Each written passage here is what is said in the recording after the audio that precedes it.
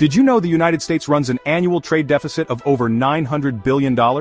That's nearly $2.5 billion every day flowing out of America. Politicians frequently talk about it, economists debate it, and news headlines warn about it. But what exactly is a trade deficit, and should you actually care about it? What exactly is a trade deficit? It's fairly straightforward. A trade deficit happens when a country imports more goods and services than it exports. In other words, a nation is buying more from other countries than selling to them. Let's take a look at some real numbers from recent months. In February 2025, the US exported about $278 billion in goods and services, but imported about $401.2 billion. This created a $122.7 billion trade deficit. The US consistently runs one of the world's largest trade deficits, and China is our biggest deficit partner. In 2024, over one-third of our trade deficit, around $279 billion, came from trade with China alone.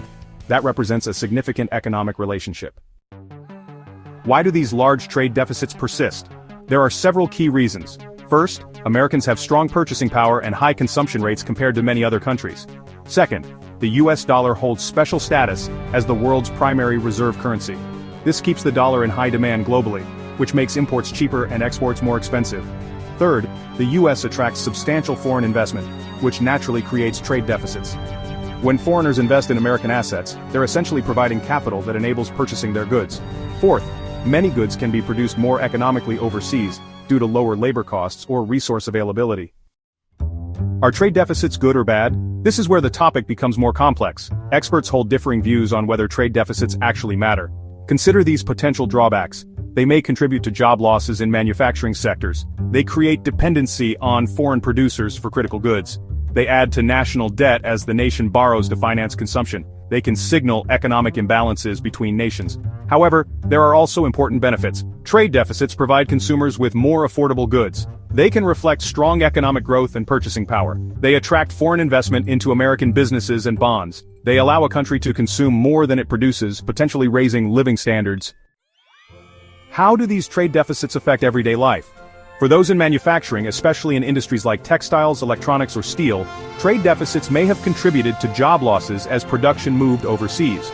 Research found that imports from China alone cost the US about 3.7 million jobs from 2001 to 2018, representing significant changes to industrial communities.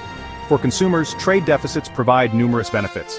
A $500 smartphone might cost $1,500 if manufactured entirely domestically. Clothing, appliances, electronics, and many everyday items become more affordable through global trade. This creates an economic trade-off. How do governments address trade deficits? One common approach involves tariffs. In April 2025, President Trump imposed broad-based tariffs on imports, describing the trade deficit as a national emergency. Some nations engage in currency market interventions to make their exports more competitive. Countries negotiate trade agreements to reduce barriers and potentially balance trade relationships. Many governments implement policies specifically designed to boost exports by supporting domestic companies in international markets. An often overlooked economic reality, trade deficits primarily reflect national patterns of saving versus spending. If a country's citizens save more and spend less, the trade deficit would naturally decrease. Should trade deficits be a concern?